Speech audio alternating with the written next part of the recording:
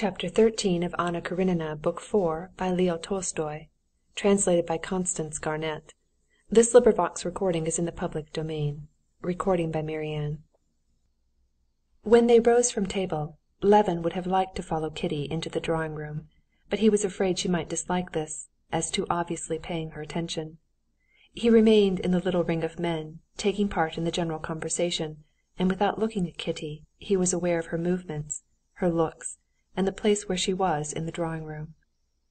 He did at once, and without the smallest effort, keep the promise he had made her, always to think well of all men, and to like everyone always.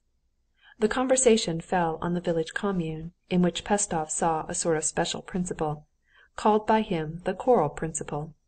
Levin did not agree with Pestsov, nor with his brother, who had a special attitude of his own, both admitting and not admitting the significance of the Russian commune. But he talked to them, simply trying to reconcile and soften their differences. He was not in the least interested in what he said himself, and even less so in what they said.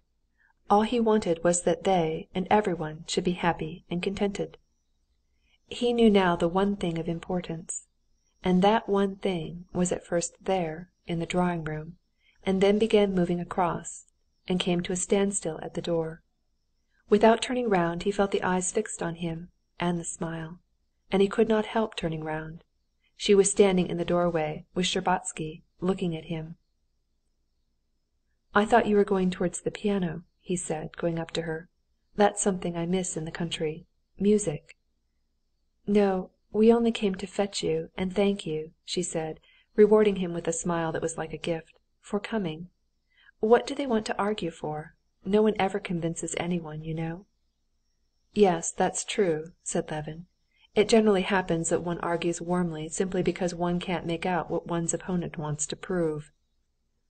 Levin had often noticed in discussion between the most intelligent people that after enormous efforts, and an enormous expenditure of logical subtleties and words, the disputants finally arrived at being aware that what they had so long been struggling to prove to one another had long ago, from the beginning of the argument, been known to both, but that they liked different things, and would not define what they liked for fear of its being attacked.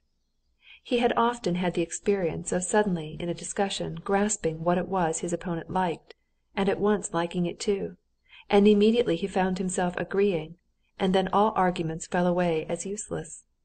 Sometimes, too, he had experienced the opposite, expressing at last what he liked himself, which he was devising arguments to defend, and, chancing to express it well and genuinely, he had found his opponent at once agreeing and ceasing to dispute his position. He tried to say this. She knitted her brow, trying to understand, but directly he began to illustrate his meaning, she understood at once. "I know. One must find out what he is arguing for, what is precious to him. Then one can—" She had completely guessed and expressed his badly expressed idea. Levin smiled joyfully.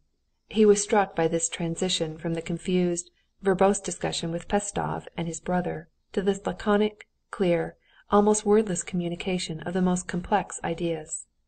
Shtcherbatsky moved away from them, and Kitty, going up to a card table, sat down and, taking up the chalk, began drawing diverging circles over the new green cloth. They began again on the subject that had been started at dinner, the liberty and occupations of women.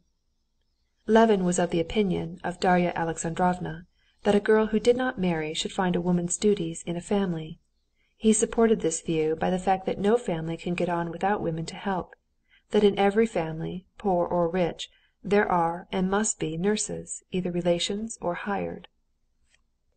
"No," said Kitty, blushing, but looking at him all the more boldly with her truthful eyes. "A girl may be so circumstanced that she cannot live in the family without humiliation, while she herself—" At the hint he understood her.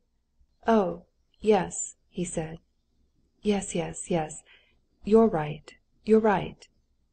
And he saw all that Pestsov had been maintaining at dinner of the liberty of women, simply from getting a glimpse of the terror of an old maid's existence, and its humiliation in Kitty's heart. And loving her, he felt that terror and humiliation, and at once gave up his arguments. A silence followed. She was still drawing with the chalk on the table. Her eyes were shining with a soft light. Under the influence of her mood he felt in all his being a continually growing tension of happiness.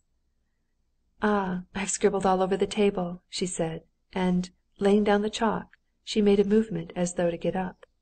"What, shall I be left alone, without her?" he thought with horror, and he took up the chalk. "Wait a minute," he said, sitting down to the table.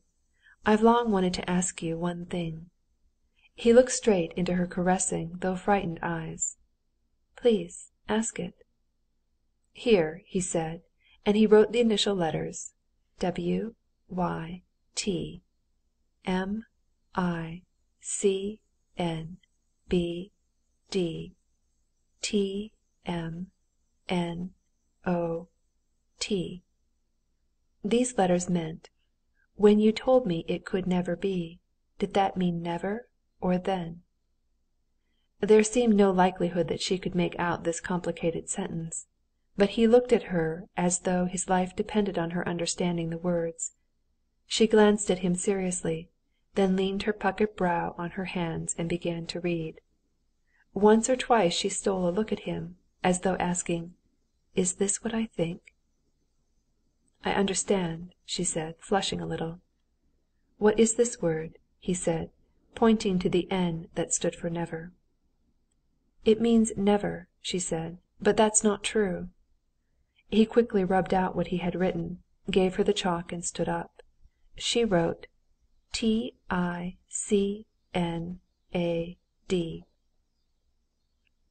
Dolly was completely comforted in the depression caused by her conversation with Alexey Alexandrovitch when she caught sight of the two figures, Kitty with the chalk in her hand, with a shy and a happy smile looking upwards at Levin, and his handsome figure bending over the table with glowing eyes fastened 1 minute on the table and the next on her. He was suddenly radiant. He had understood. It meant, "Then I could not answer differently." He glanced at her questioningly, timidly. "Only then?" "Yes," her smile answered. "And now?" he asked. "Well, read this. I'll tell you what I should like so much." She wrote the initial letters I, Y, C, F, A, F, W, H. This meant, "If you could forget and forgive what happened." He snatched the chalk with nervous, trembling fingers, and breaking it, wrote the initial letters of the following phrase: "I have nothing to forget and to forgive.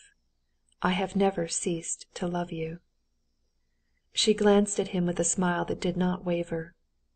"I understand," she said in a whisper. He sat down and wrote a long phrase. She understood it all, and without asking him, "Is it this?" took the chalk and at once answered. For a long while he could not understand what she had written, and often looked into her eyes. He was stupefied with happiness. He could not supply the words she had meant, but in her charming eyes, beaming with happiness, he saw all he needed to know. And he wrote 3 letters, but he had hardly finished writing when she read them over her arm, and herself finished, and wrote the answer, "Yes." "You're playing secrétaire?" said the old prince. "But we must really be getting along, if you want to be in time at the theatre." Levin got up and escorted Kitty to the door. In their conversation everything had been said.